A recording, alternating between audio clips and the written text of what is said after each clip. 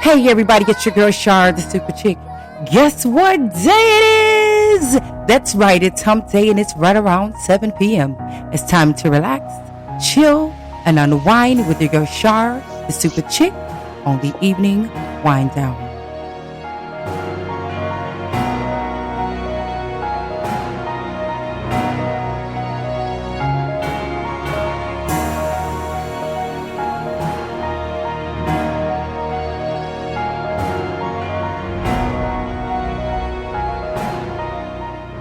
All right, it's your girl Shar, the super chick. I want to thank you all for tuning in today on this lovely, lovely Wednesday. We've made it through midweek. I say that every Wednesday because guess what? It's true. We have made it through the middle of the week. I want to thank you all for tuning in. Make sure you guys are following me on every platform. Also, let me know what you think of the new artwork. I think it's pretty dope. We have some more work that's coming in too. Thanks to 27 Horizon for taking the time out and looking out for you, girl. All right, now I do have a special guest tonight. Tonight's show is going to be about 30 minutes.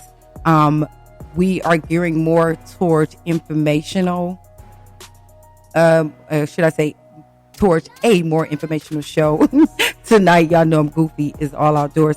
I have a special guest with me. I have a very good friend of mine, Takeita, the Realtor. Her name is Takeita Morgan. We are going to give you guys the tips to becoming home owners in 2023. Want to do it?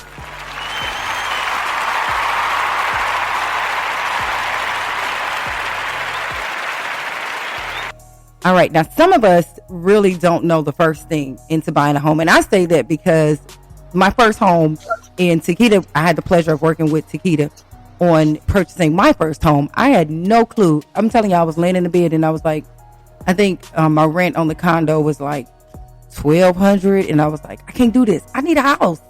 And my good friend Eric, he was like, I got the perfect person for you. And I took a leap of faith. I reached out to Takeita, and now I'm on my second home that has been purchased successfully through Miss Takeita.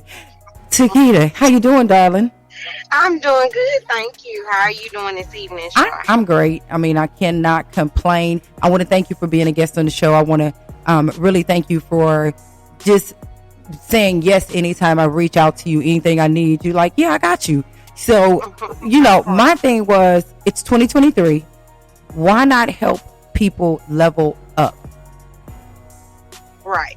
So that's what you and I are going to do tonight. Now, I don't really know the first about the steps to the home buying programs and, you know, the programs, you know how to tell people what to do to get started. Me, if y'all have some little credit questions, I got you in that area. But any questions that you may have for Takeita, make sure you guys jump in the chat room. This is a live show. You can talk to us. You can ask us any questions that you might want to ask.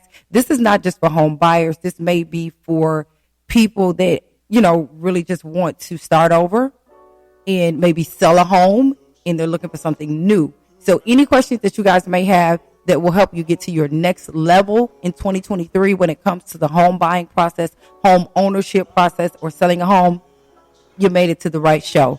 All right. So again, this is going to be about a 30-minute show. We're not going to do too many commercials. We're not going to be too many songs because we really want to tune in and help people with their home buying process. Because in 2023, Takeita, I know that you can vouch for this. The market was crazy last year. It was by the grace of God that we even sold and purchased. Right? Right. It was absolutely crazy. So the good news is it's changed dramatically since we were looking back in, what was that, August, July. So it has changed quite a bit. And a lot of that is due to the higher interest rates that are out now. And they were designed to go higher just so that this would happen, so that the market would stabilize and things would kind of get back to normal. So that's a good thing that's going on, that it's kind of slowing down a bit and it's not as crazy. And you don't have to overpay for a house anymore necessarily. Now that's a good deal right there. So for the people that are new to the home buying thing and they come to you and they say, I want to buy a house, but I don't know the first thing to do. What would be your recommendation on the first step to take in the home buying process? Well, my suggestion would be to have knowledge or an idea of where your credit is standing. That's going to be the first thing, because a better credit score is going to get you um, opportunities to put in a lower down payment if you need to. It's going to give you opportunities to get the best interest rate possible, and just make sure that you're approved first of all. Mm-hmm. Mm-hmm. So typically your score has to be a 580 um, or better for some of the programs, and for the best interest rates we're looking at anywhere above 640 to 700 at least Mm-hmm. to get in some of those programs. So that would be the first thing I do, is have an idea of what my credit score is and how much debt I owe out and how much income I bring in. So aside from your credit score, that would be the next step. I would just get an idea of my monthly expenses and how much I'm bringing in. You want to make sure that you're on your job. A job consistently for 2 years at least. They are going to require that, and make sure you have your taxes filed for at least 2 years as well. So you got your credit score, and then you got your income and your debt going out. So those are going to be the three most important things, as well as your job history. So just if you think you have that into play, those three things, it's a good time to get started. Mm-hmm. Now you mentioned it that the credit score can start at 580 for certain programs. Now, with a credit score of 580, what type of loan ratio are you going to be in? Well, you could get an FHA loan with the 580, but it's going to require a bigger down payment. And typically, a FHA program, you can put 3.5% down, but that's with the low credit score. So, I'm sorry, with a better credit score, you can put 3.5% down. So, you're going to be looking at different options of putting a higher down payment, and they may do it with a lower credit score of 580. It just really depends on who your lender is. So, but it doesn't hurt. So, just because you got a 580, don't think it's impossible, but just please keep in mind that the bank is probably going to require a higher down payment, more than 3.5%. Now, that's 3.5% of the purchase of the home. So for those, Right. that have never purchased a home, that means that if you go out and you find a $200,000 house or whatever, you're going to need at least 3.5% if you want a greater chance of being approved. So what exactly does FHA mean, or what does it stand for? Well, it's just the loan program. It's the most popular program that's regulated by the Federal Housing Authority. So it's backed by them, backed by Fannie Mae and Freddie Mac government programs, which, like I said, it's the most popular, but they have the most regulations and rules as well. But it's a good program because most home buyers, they expect to pay 20% down. If you don't have 20% down on your home, they don't think they can get a house. That's not true. So with FHA, it allows you to put 3.5% down, plus Mm-hmm. your closing costs. So it's the most affordable option. And I would say if you got a 620 to 640 credit score, you should be good to go for FHA. Now, there is another program that's not as strict as far as the requirements, and requires it allows for higher debt to income ratios, which is a conventional loan, which is also quite popular. It's mostly popular for second time home buyers or people who want to purchase an investment property or something of that nature. But in most of those do require a 20% down. Now, there are programs, if your credit score is good enough, I believe it has to be above 700, that you may qualify for a 3% conventional loan as well. So that's Mm-hmm. another program. But I think the most common and for a first time home buyer, the best route to go would be FHA. The FHA. So when do you think people should start? So we know that first of all, we need to make sure that our credit is okay, past a Hmm. certain percent or points or whatever. And then we need to check our debt to income ratio, make sure our employment's on point. Now, when do you suggest that we go looking for a lender? If you believe that all three of those things are already in place for you, I would start then. And because and I would, my suggestion is, because I've seen people do this in the past, they may go to a lender and they say, oh well, you need to pay this off, or you need to do this or do that. Don't take that first person Mm-hmm. Mm-hmm. answer and run with it, and get discouraged and stop there. There are plenty of banks and plenty of mortgage officers out here who, different banks have different rules. So I just suggest don't take the first no, or the first brick wall that you face, and Mm-hmm. go with that, because it just really depends on what options are available at that bank. Mm-hmm.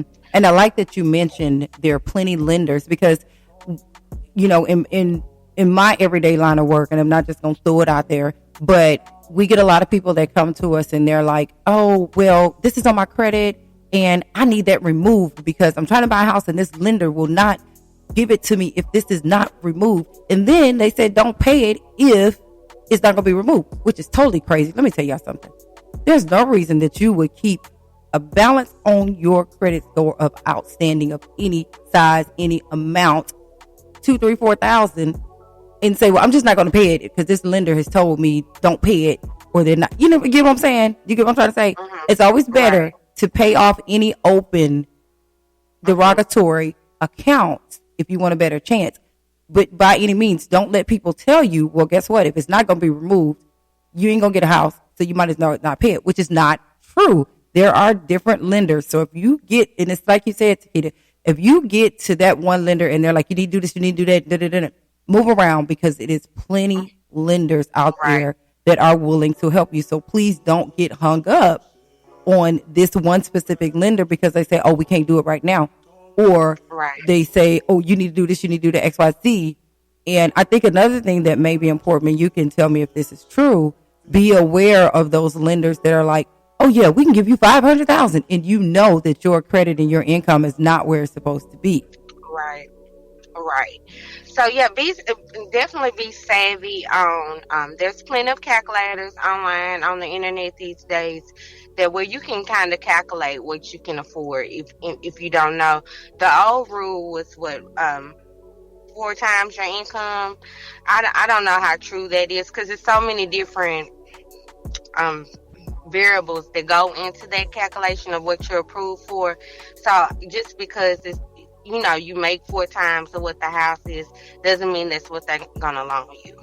So that's another thing. But just kind of keep an open mind and be realistic about what you can afford. Mm-hmm. Mm-hmm. Yeah, because I know I was very afraid the first house, because you walk with me through the whole thing of coming from renting to purchase, and then you're like, oh my God, this is higher, or it's more than what I want to pay. It may not be higher than the rent, but it's not really what I want to pay right now. And don't let that discourage you either, because it can be very Right. discouraging the first time. You just like, oh man, I'm jumping out on the deep end. But you also want to be savvy, like Takeita said, and be mind worthy that don't jump off into just because they approve you for, let's just say, a $400,000 loan, and in your mind the incomes look good on paper, but at the end of the day you don't have that income. So you don't just want to jump off into something that is going to land you in a bad spot. Right. So yeah, what I suggest, I know a lot of people, they're paying higher rent amounts these days.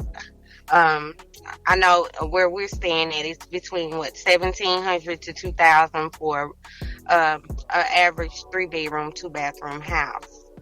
So, in my opinion, if you can afford $2,000 a month, because even the rental companies, it's going to require you to make 3 times of that income.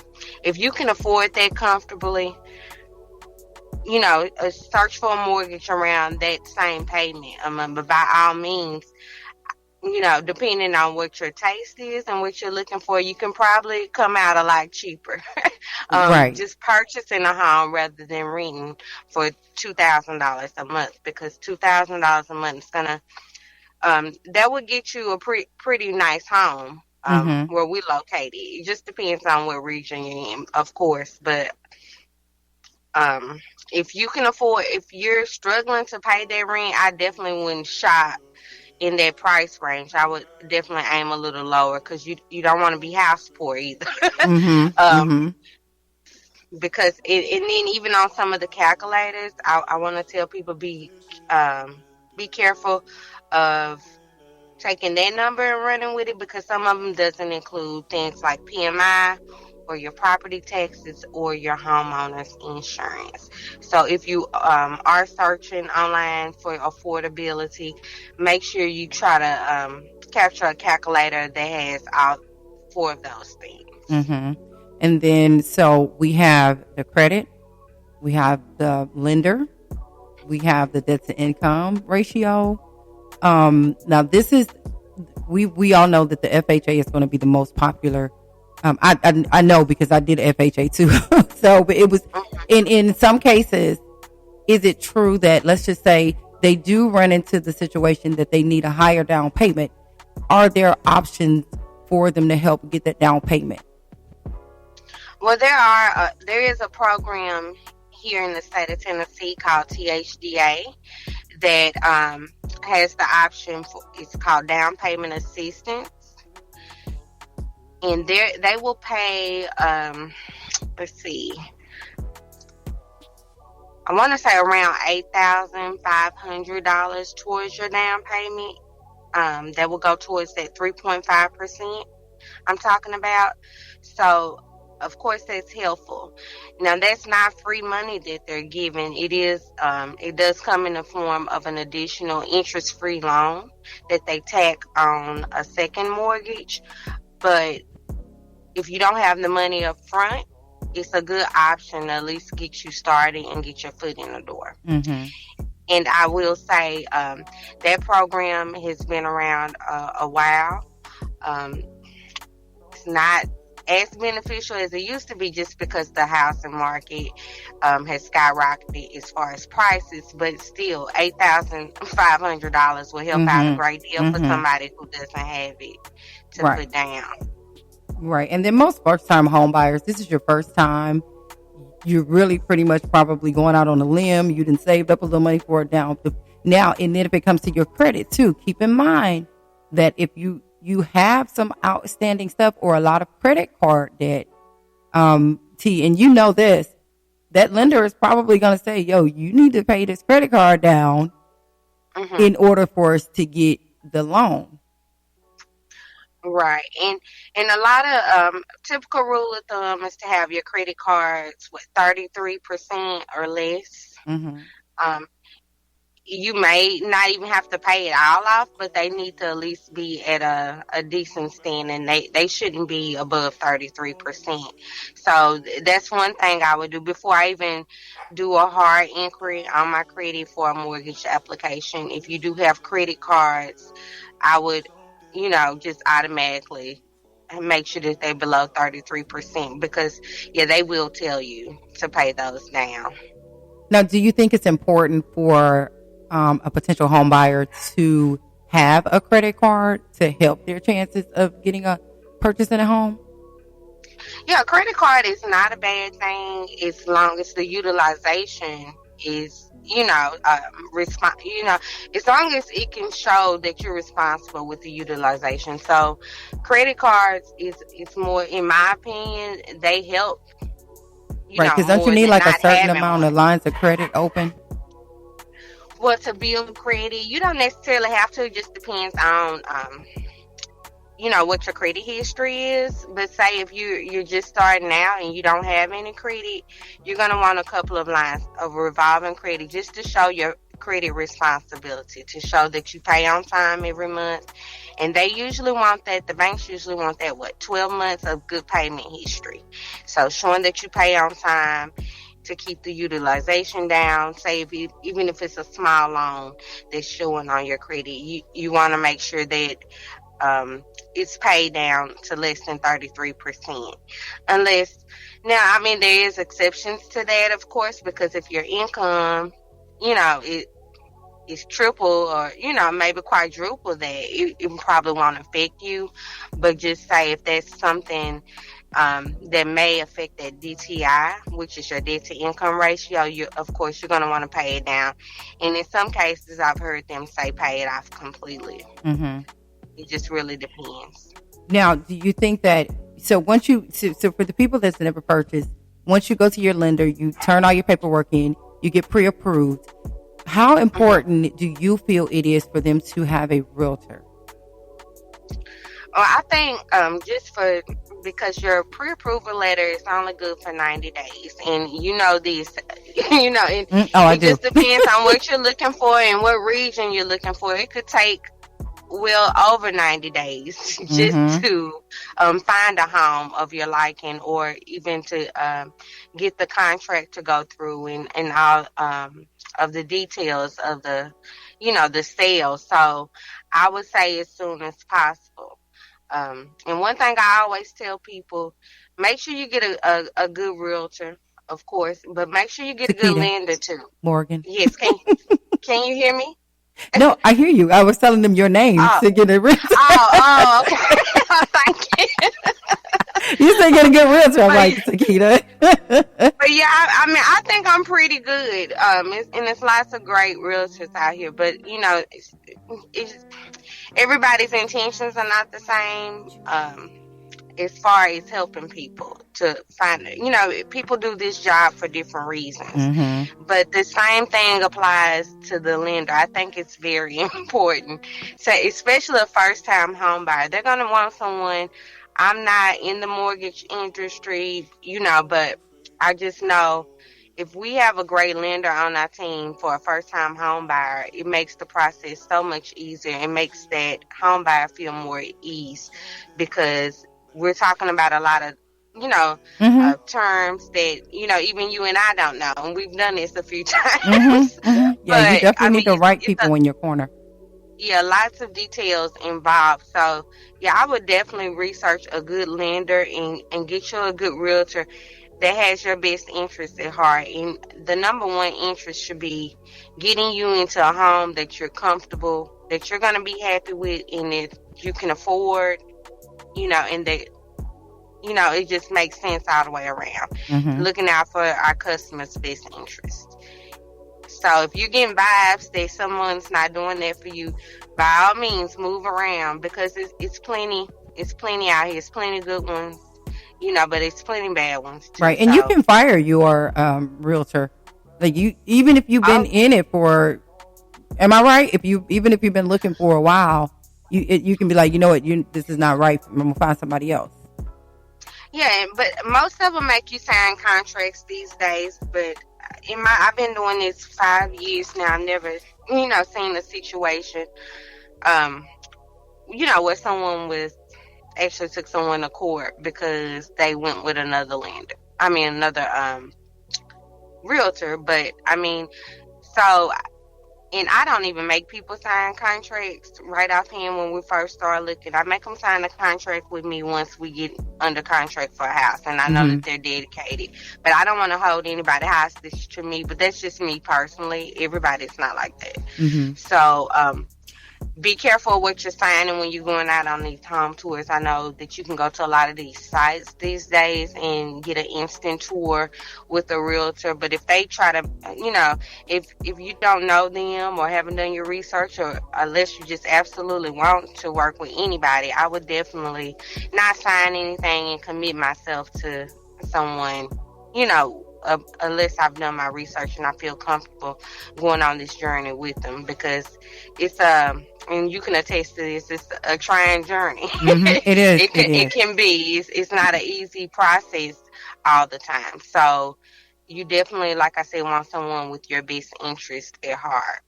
So yeah, get your application. Once you get your pre-approval, yeah, do your research on your realtors. Before I would do that before I start even searching for homes. Yeah. And then too, like once, cause you know, I had a realtor before I got with you. Hmm. And it wasn't really bad vibes, but it wasn't taking me where I wanted to go. You see what I'm saying? I was like, Okay. cause you know, you tell your realtor, this is what I'm looking for. This is how many bedrooms I want. This is, you and I, we've been in a lot of areas, but I'm just like, I Hmm. really want to stay in this area. If all else fails, then I'm going to go somewhere else. But don't feel like if this realtor is just not branching out to you or bringing you what you want, like T said, by all means, don't feel like you're just so obligated, but also make sure that you're not signed to a contract with that person, because you just never know. You just never know. So always be mindful of that. Now, if you guys are looking for a good bank, I use Keith Morrow over at SWBC. Of course, always for realtor, I use Miss Takeita. I do have her information. I will plug the information in the link. You want to make sure that you have somebody that you can call, because the home buying process is so stressful, and I'm just going to keep it real, but it's so worth it. You may think of Oh something at midnight. You know what I'm saying? And you be like, oh my God, I just don't want to wait till the morning. I just want to call her. I just want to text her. You want to make sure that you're on that level with your realtor, because you guys are going to be friends for that 90 days until you yeah. can really Oh yeah. find something. This is going to be a relationship. This is not, if you have the type of realtor that you can only talk to during business hours, you need to get rid of them. Right. This It's no is my such opinion. thing. You need to get rid of them. You want a realtor that's going to work for you, because they have your best interest. Now, for the people that don't know, when you get a realtor, it's not free, right? Well, it is, in a sense, if you're buying. So it's not really costing you anything out of the pocket. And I'm glad you brought that up. It's a good point that people should probably need to know. We get paid off of the seller's proceeds. So if you're Okay. selling the house, you're going to be charged a certain percentage, for the realtor services to sell the home. But in the event that you're just buying, it doesn't cost you anything. Okay. Absolutely nothing. See, I didn't even know Uh, that. yeah, but I did my most recent closing was with a for sale by owner, and this was my first experience. So I was really nervous about it because I've never worked with an unrepresented seller before, but it went extremely well. And he ended up saving him some money on the back end. He agreed to pay the buyer's commission because in that situation, I could have charged the buyer just for helping him and representing him, Mm-hmm. but I asked the seller to do it, and he was more than happy to. Mm-hmm. And see, I'm So, glad you said that, because there are instances where, let's just say you really don't have the down payment, and there are situations to, and tell me if I'm right, you can tell your realtor, hey, can you ask the seller to pay my closing? hmm and yeah, that's the seller is allowed. Depending on the loan type, but with the conventional loan, I know for sure that they're allowed to pay up to 3% of your closing costs. And I don't think, don't get closing costs confused with the down payment. Those are two different costs. Mm-hmm. So you're going to want to have some down payment money, which is your 3.5%, unless you're using one of those down payment assistance programs. It could be a little less for you. But you're going to want some closing costs, which entails the title policy and the title insurance and the loan origination fees, because it's just random Mm-hmm. random fees, a long list of fees that could come up to about 3% as well of the purchase price. In Mm-hmm. most cases, not as much, but just calculate 2 to 3% going towards those. So what a lot of buyers are doing, especially these days, since the market has cooled off, a lot of them are having trouble selling these homes as fast as they would like to.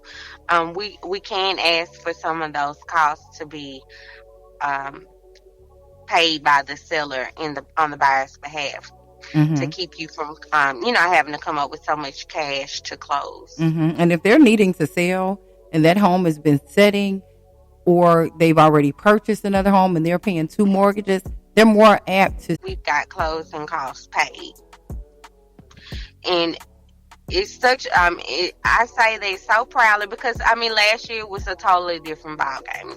If you were asking for closing costs, you were not gonna win that bid on that home. Just in the typical real estate market. I know this is a national show, correct? So Yes, it is. We go. So I'm talking about we're broadcast everywhere. yeah, so it just depends on what region you're in, but I know in most metropolitan areas and big cities, that was the case.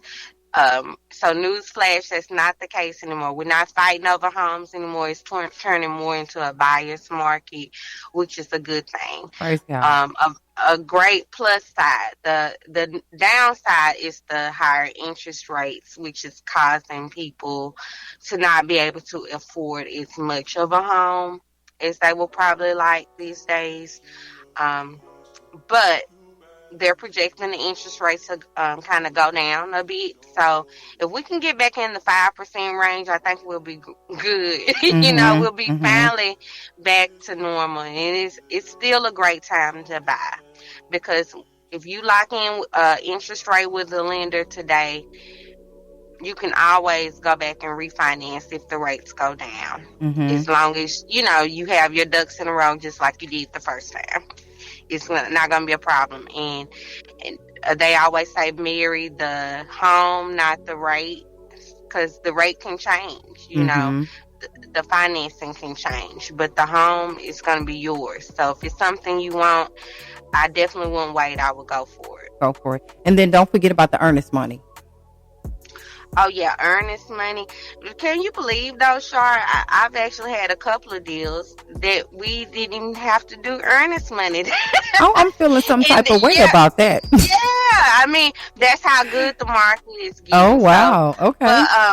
But most home, if you find a home that you like and you want to go under contract, they're going to require some type of earnest money, and that earnest money can be anywhere from $2 to $2,500. It just really depends on. It's up to you, but I typically tell my buyers and most buyers that I shop around. The average home price. Anywhere between $1,000 to $2,500 in earnest money. But that earnest money, the good thing about it, you do get it back at the end of the sale. It can go towards your closing costs or towards the purchase of the home, the home sale. So it's not money that you're just giving them. So don't get discouraged when we talk about the fees and the down payments and things of that nature. Don't get discouraged, because trust me, it works out for you in the end. It's better than paying all this high price rent. You're your own owner. You get what I'm saying? Trust me, it's just a free your mind type of thing. And just don't get discouraged because of the fees, the down payments, because again, there are programs that you can apply for to help you with the down payments. And then sometimes the seller will also pay the down payment for you. So just to recap, number one thing to do for new people that's trying to purchase, and then we're going to jump over to the people that may be wanting to sell. Okay, first thing would be get an idea of your credit score and your debt to income ratio. That's what I would say. Make sure that you're on your job, you have the work history, and it doesn't even matter how much you make. I wouldn't even say that's a big factor, because that's not going to count you to not be approved. It's just going to count against the amount you're approved for. So, if you have those things, you're ready to go. Second thing would be to contact you a lender, start your application process, and get your pre-approval letter so you're ready to start shopping. That's Once the you're best ready feeling to in the do, world. yeah, it is. Once you do that, do your research, find you a good realtor to take you out to start touring some homes. And you're gonna want to find someone who's gonna be honest with you and because it's an emotional process. You don't want to get your hopes up. You want someone to be realistic with you and to be honest, and forthcoming about exactly how this market is. Because and I even told you when did you call me? Maybe back in April. Oh, girl. On the new house? On the new house? I think it was. Yeah, just trying to explain how the market is. Right? It's going to take us a while, but we'll get it. And we did. We did. And actually, we did it pretty quick by the grace of God, by your, I just love you so much. By having good people in my corner, it was a far fetch, but we made it happen.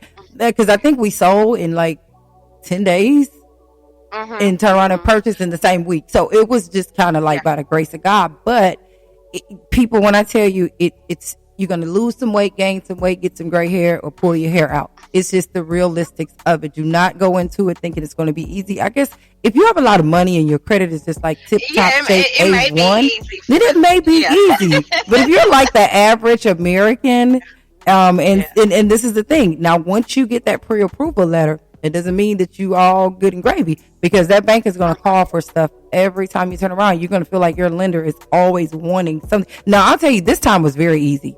So I take that back. This time was a breeze. I couldn't even believe it myself. I was like, what in the world? God is good all the time. But no, the first time was very hectic. My credit was, minimum. I was just starting to get good credit. I've always been on my job for a long time, but remember my debt to income ratio was kind of like, credit cards were kind of like, but I had a great lender.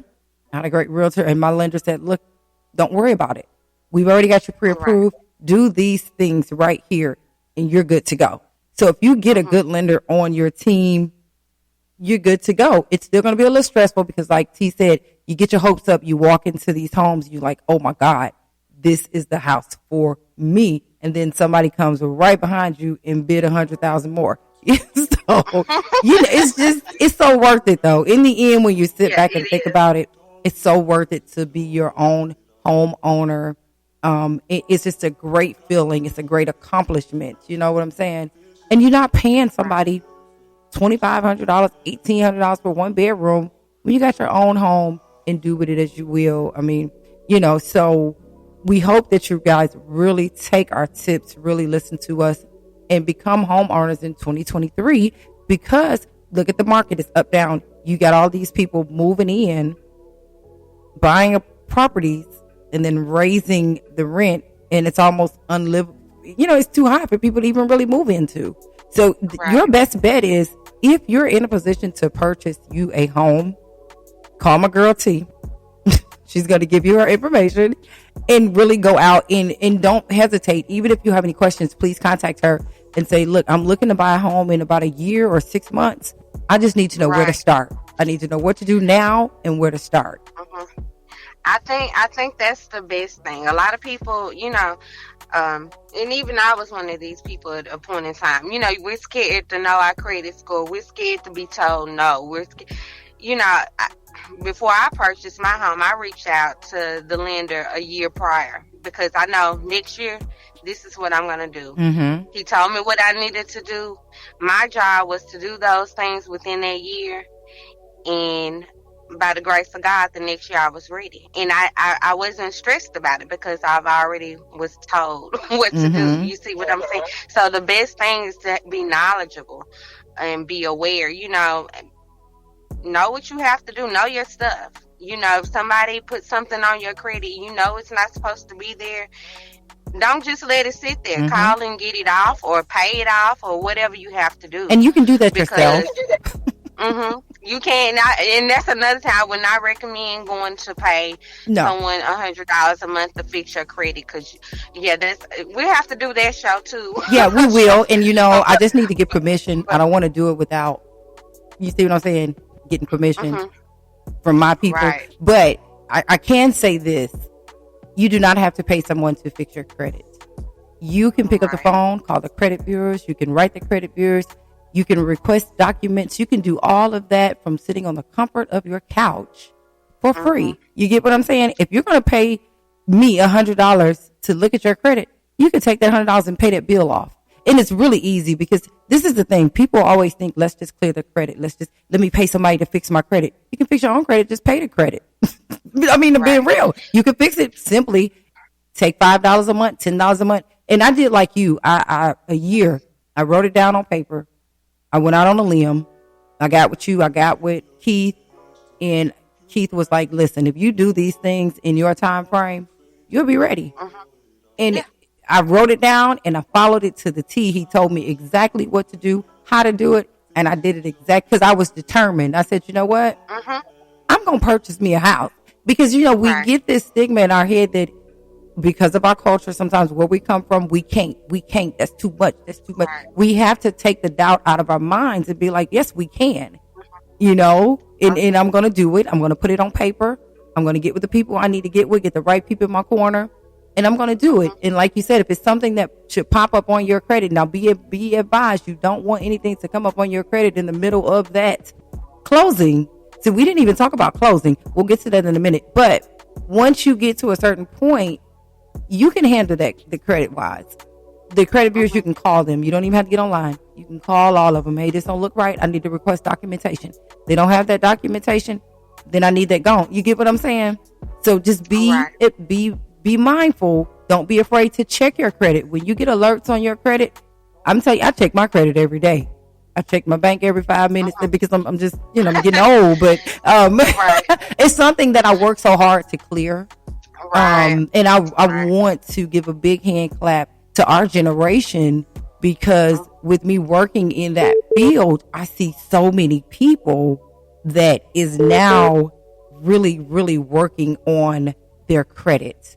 And it's important to them now. It's no longer like, I ain't gonna do that. I'm gonna have bad credit. Something, hanging over your head that you don't want to face. I mean, I know the feeling. It's horrible. And it's a fight. And if you ever get yourself in a bad credit situation, it's a struggle, a real fight to get up out of. And once you get up out of it, it's one of them things you don't want to go back to it. Yeah, and handle it right then and there. Don't let it linger. Even if you got to pay $5 a month. I mean, start taking care of it. Don't let it linger.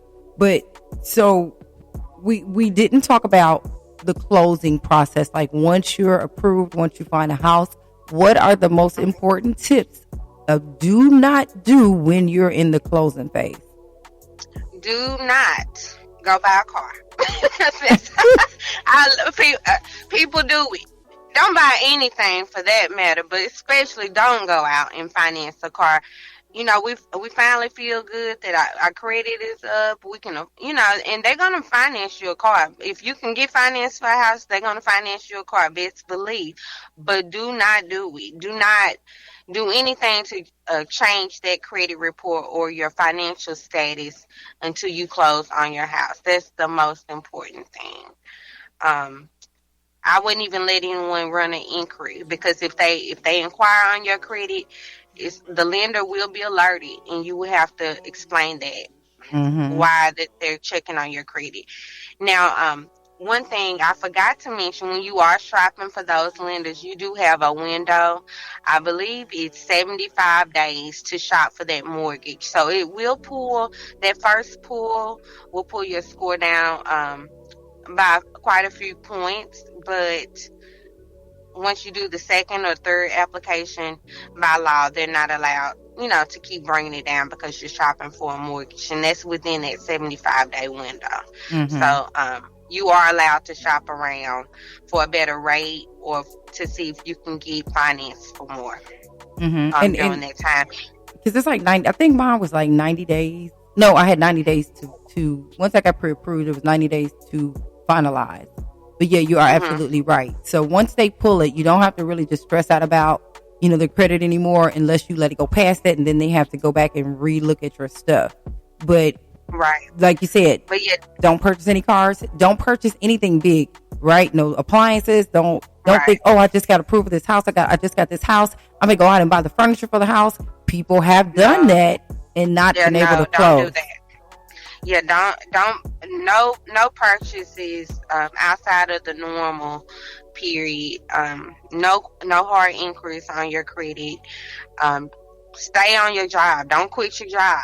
Mm-hmm. um, Mm-hmm. and if anything changes with your job situation, make sure you let your lender know right away, because it has been some people, maybe they cut their hours back, or they lose their bonuses, or something like that. Anything that's going to jeopardize the amount you're approved for and your credit rating. Yeah, I don't do until after you close. Now, after you close, you can do it all you want, but not until the closing day. Um, yeah, stay on your job. Just don't do any suspicious transactions within your bank, because they will ask for bank statements for what I think the past month, 1 month to 3 months 3 months. of bank Yeah. statements. Okay, so yeah, don't do anything suspiciously with your bank account. And that's another thing I wanted to point out. A lot of people think you have to have a lot of money saved up in your bank account before trying to purchase a home.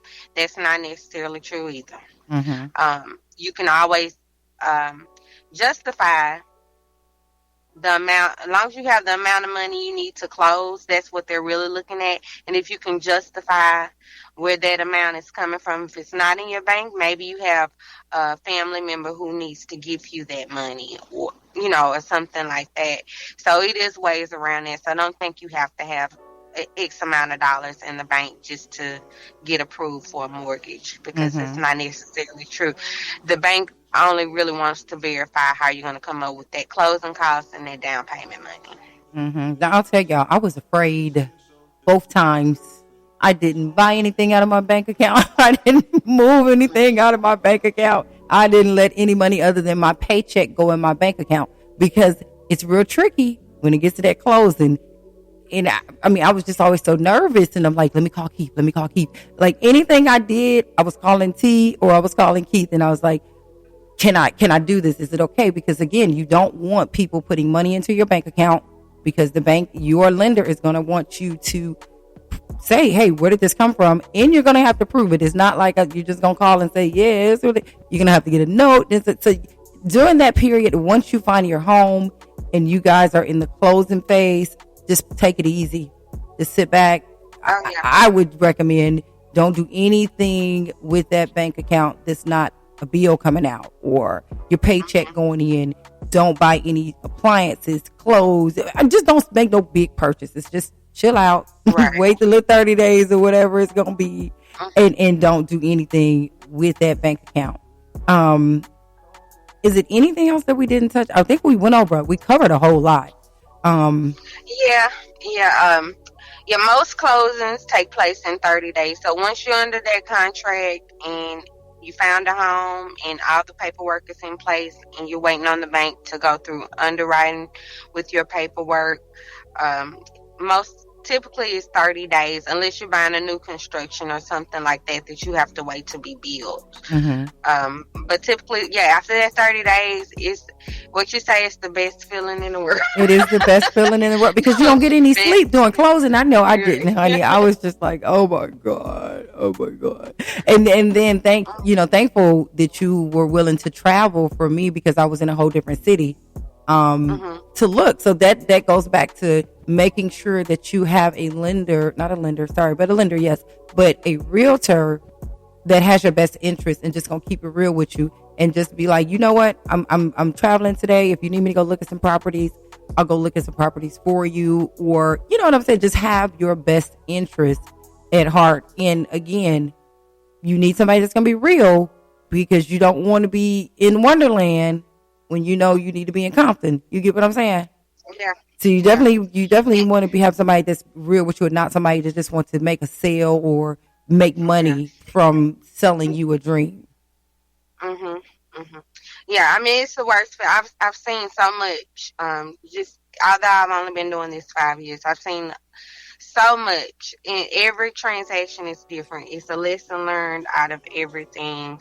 Um, but I just seen some real shady stuff from both lenders and other realtors. So Mm-hmm. you definitely don't want to go on this. This is not a journey you want to go on with just anyone.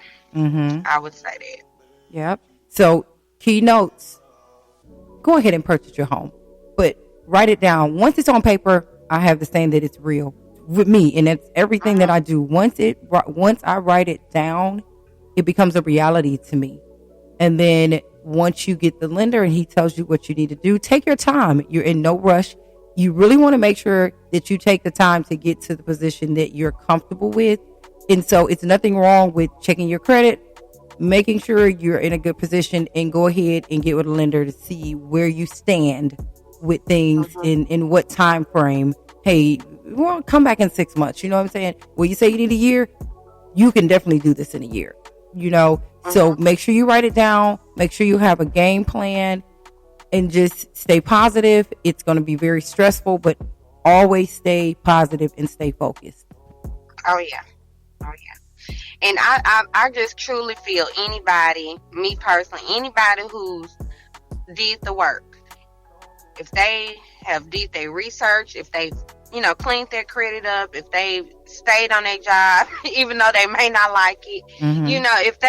if they done their stuff, and if you work and you're just trying to live like the majority of us, if you put in that work, you definitely deserve to buy a home. And I don't care, maybe we have to, you know try some new methods or some new, a new way around things now that the prices have skyrocketed so high. We have to kind of think outside the box, but Mm-hmm. still, even if we have to do that, that doesn't mean home ownership isn't for you, because if you put in the work, you definitely deserve it.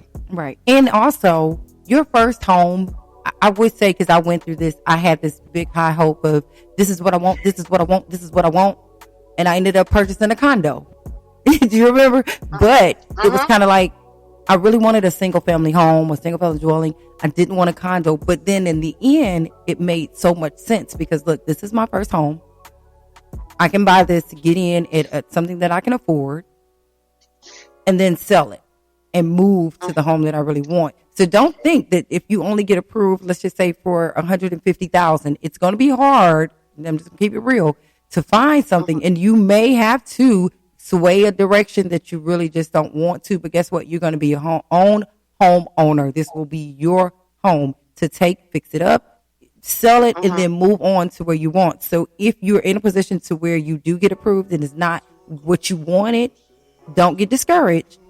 Just take your time and find something in that budget and make it your home as your first Right. home. And don't look at it as if I got to stay here forever. This is just a temporary That is thing, but I right. own it. It's mine. I'm not paying the landlord a lot of rent. You know what I'm saying? So keep that in mind Yeah. too. Don't get discouraged. So glad you said that, because I think that's what thrills me about real estate. I mean, the equity point of it. Even if it's not something you want, you turn around, and you can attest to this because you one Sure of them can. equity builders. Mm-hmm. Build so much equity in Won't it do it? such a short amount of time. That it all works out in the end anyway. So find something that you're comfortable with, that you can afford. It may not be your dream home, but that one thing, I mean, the equity in real estate is, Mm-hmm. I mean, they say it's the best investment you could ever make. So that's the reason why they say it. Home Mm-hmm. prices don't go down drastically. They Mm-hmm. go up. So even if you're there for 3 years, you can build an incredible amount of equity, and then be able to then move to your dream home, or your next home, or Mm-hmm. something that you much rather like. So yeah, definitely keep that in mind. A Mm-hmm. lot of people, yeah, I've seen a lot of people do that. They waited. They said, well, I'll wait because I'm not going to be able to get approved for that much, and I'm just going to wait. And they waited, Mm-mm. and now Now this day, 3 years later, they can't Can't afford get it. I wasn't waiting. I told you that. anything. I said, you know what? I really don't want a condo, but and I love that house. I mean, I took my time and did things to, you know what I'm saying? But at first, I was just like, "Ugh." But I also said, you know what? God has gave me this opportunity.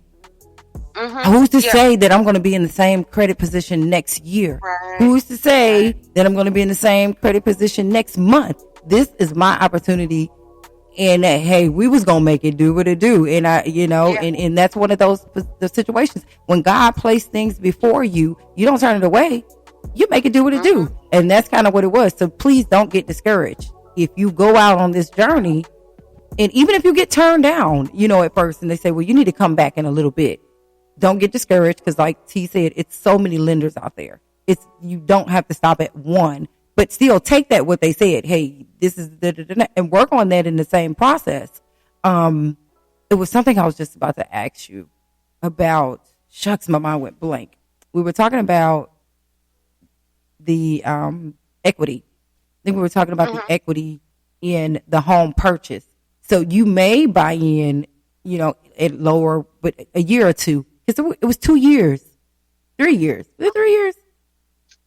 I believe yours was about three. It was three Yeah. years to the day. Mhm. I Yeah. sold on the same day that I purchased 3 years later. And the equity was crazy. Yeah. It was just crazy. I couldn't The believe equity, the the equity profit. made up for what you can afford. Now, you see what I'm saying? Mm-hmm. So it balanced each other out. If you didn't have that equity, you may not have been able to get the home 3 years later, but the equity made that opportunity available for you. You see what Mm-hmm. I'm saying? So that's the beauty in real estate. And anybody who's purchased before and purchased prior to 2021, I would say maybe even 2020, they got crazy equity, Mm-hmm. crazy equity, Yeah, because the rates were and like super low, right? I think the rates were like right, 3%. right, If you had decent credit, you was getting in real good. yeah. So um, I definitely wouldn't wait, and I still, I still would wrap around to the people who decided to wait, but if they haven't changed jobs and or got a big raise, they definitely can't afford anything now. But who knows? Mm-hmm. Oh, now I know what I Situations was going to change. ask you. The job thing, you have to be 2 years on the job. But now, can you be in the same job field? Let's just say I'm in medical billing, right? And Hmm. I've only been here a year, but I got laid off and then I'm going to go right back into medical billing. Does that qualify for my 2 years? Yes, as long as it's consistent work history, it's fine. No major breaks. I think as long as it's less than a 30-day break, you'll be fine. That's what my lender. Of course, different banks, are different. But my lender told me as long as it's not a 30-day break, you should be fine. As far as employment wise, they'll be able to run that consecutively because you didn't Okay. have a loss of income. Okay. So, because I So was under the impression it had to be on the same job for 2 years. no, it can be different jobs. It could be different jobs, but in order for I guess for it to balance out to where you get approved for more, you don't need to go to a job to make less money. Okay. Say if you left the job and got more money, they could still include it. But say if you left the job and then started making less, it's going to affect that pre-approval amount. Okay. So, and I know I said 30 minutes. We didn't talk the whole hour. So that's how good it What? is. But that's how good it is. It's okay. One more question and then I know we're going to have to wrap. Okay. What about people that are self-employed? Self-employed people, they can purchase homes too. My tip to self-employed, because I've had this situation several times, self-employed people need to make sure that their tax documents are in order. So since you don't have a check stub, they have to go by your IRS document. If you made $55,000 through your business that year, but you wrote off $45,000 of it, you're not going to get approved for very Mm, much because it looks like you only made what, $10,000. Mm-hmm. So you need to pay your taxes, basically. Mm-hmm. Pay Mm-hmm. them. Don't write everything off. And even if I don't, that's your business. Do what you do, but do it right for at least 2 years. So it'll report correctly on that on the IRS, because that's what they're gonna have to use. But yeah, self-employed people can definitely get a home as well. Is it harder? You think it's harder? I don't think it's harder. I think they just have to have the financial documents in order, which is mostly the taxes, because the tax kind of tells the history of your income for the year. So if you did your taxes right, and it still shows that you are bringing in money and you're not taking any losses, I guess, in your business, that's the amount that you're going to get approved for. So Okay. yeah, just be mindful that you may have to pay, more on your taxes for a couple of years, because you don't have as many write-offs, but it's worth it in the end. Mm-hmm. Because I don't, it's the end goal that we're looking at, the end game. So I don't think it's harder, just as long as you done your taxes right. Okay. Okay. Mm-hmm. Well, that was very informative, and I knew I was like, I'm forgetting something. So Yeah. to the people that are self-employed as well, you see, you guys, I do know people that own their own businesses and purchase homes, but I don't know do they qualify for FHA or do they have to go conventional? Does that matter? No, it doesn't matter. Mm-mm. Okay, so that's pretty The only cool. thing is they're gonna use the same thing, but instead of your check stubs, like and even in a traditional with a traditional job, they're gonna use your tax forms anyway to kind of back up your pay stubs. But if you're self-employed, the only thing you have is the IRS forms to kind of prove the amount of money you made. Okay, so I You do see have what a I'm question. saying? Miss Babs wants to know, do you advise on buying foreclosures if you can't get approved for much? And we didn't even talk about foreclosed homes. So thank you for that question. Well, foreclosures, I mean, I don't know what area she's in, but foreclosures is not really happening a lot these days, since if you can sell your home and make money, even if you may owe on it, a lot, which has been the story for the past couple of years. Mm-hmm. A lot of people's not foreclosing because even if they can't afford it, they can sell it and make enough money to pay off the bank and probably make a little extra on the side. Unless, you just one of them stubborn people who don't want to get out of your house in the bank foreclosed. But yeah, foreclosures are awesome. And actually, we'll have to do another show, Shar, because HUD actually has a great program. It's just in the past 2 years. Mm-hmm.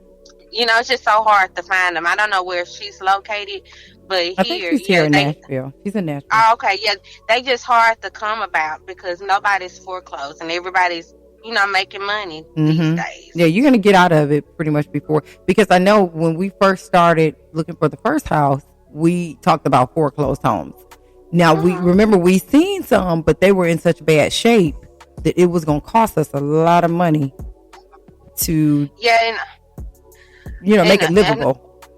FHA is not going to approve a raggedy house. They're not, by their guidelines and standards, they're not going to give you a loan for it anyway. So if you do foreclosures, unless it's a HUD home, you're going to most likely have to go do a conventional loan. Okay. But yeah, definitely, if you find one, let me know because they're great opportunities. And actually, Clarksville had a bunch of them. Maybe 3 years ago, they had so many. Like every house I was showing was a VA foreclosure. But I haven't seen those. It's been so long because the market has changed, since then. So I don't know what the future may hold. Maybe it'll be a few more foreclosures pop back up on the market because of the COVID situation and everything. That's what they're projecting. But right now, I'm not seeing any change other than the market just slowing down a bit. Okay. Do you advise on buying foreclosures? Oh, wait, not that. Can the previous homeowners come back and get the property? Do you mean that if it's on a foreclosure? Is that what you're asking? So what we'll wait for her to respond. Now, FHA does not cover modular homes. Is that correct? No, they don't. Okay, so for people that may look for prefab homes or something like that, and you're thinking about getting in the FHA loan, they don't approve. Well, or am I right? I'm not gonna say that they don't, but it's a lot of banks. Because I can't accurately say that. I'm not gonna say that because I don't know that. I know the problem that I've ran into in the past. A lot of banks, a lot of lenders won't do them. But if you did find one, I do have a good manufacturer property lender that I've done 2 deals through. Okay. And I can't remember off the top of my head if the clients were FHA or conventional. But I know it was a really easy process. And a lot of people told us no. Mm-hmm. Yeah, I know, because I was told no when I first started looking too. They told us no, but it's actually someone who specializes in that, particularly. Okay, okay. And so this will be the last question, but the question is, in a foreclosed home, can the previously homeowners come back and get the property? No, they can't. But that's where the title policy comes in. So make sure when you close on the house, you're gonna have to do a title search and get title insurance. That's what those closing costs entail, is to kind of protect you from anybody claiming rights to that property. So as long as you've done your due diligence and the title company has, and even if they do come back and try to claim the home, if you have title policy insurance, that kind of covers that.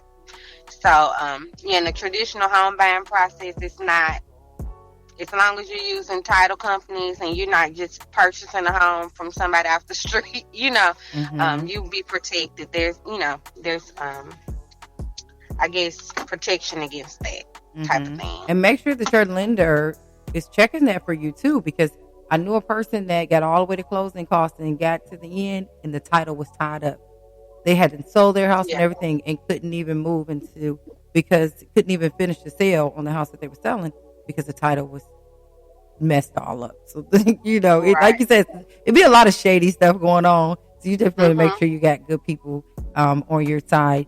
So, hey guys, before I forget, the wine that I'm drinking, and this was sent to me, it's a sparkling Shiner. I guess I'm saying it right. Shiner, Shiner. But anyway, thank you guys. I am starting to see gifts and wine and stuff like that. So if you guys want to send me something, I will just message me and I'll inbox you the address so that we can get it to it. It's really good. And it came from West Virginia. So it's okay. It's pretty good. And as long as it's sweet, I can do it anyway. But T, I want you to go ahead and tell people, if they're looking for a good realtor, where they can find you. Okay, my name is spelled, it's pronounced Takeita, spelled Taketia. Last name Morgan, Morgan. And my email is tmorgan@betterrealestate.com. You dig?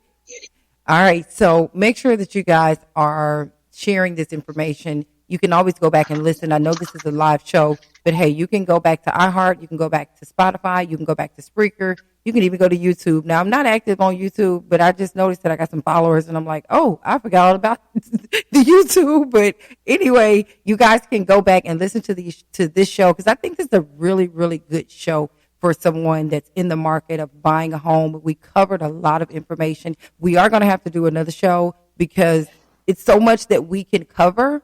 So we are most definitely going to do a follow-up show. And I just want to thank you all. Did you have any last things to say? No, I mean, I just wanted to wish everybody luck. If this is a process that you plan to pursue this year, maybe even next year, please go for it. And like Char said, write it down. You got to see it to believe it. Mm-hmm. And manifest. I'm telling you, everything we put on our manifest boards, it came true. It's here. It came true. Crazy. So trust me. Put it down. Write it down. Manifest it. Don't be afraid. And I don't like to use other people's words. Steve Harvey used to say, just jump. Hey, Mhm. it's real. You cannot be Mhm. afraid to take the next leap in life. If it's something that you wanting to do, something that, because I'm very afraid. I'm afraid of a lot of things, but guess what? You got to do it. Just jump and deal with what comes with it at that point. So y'all, that is my Mhm. time. We have been blessed by Takeita, the realtor. She's a very good friend of mine. If you guys don't remember her information, go back and listen to the show, but you can always hit me up.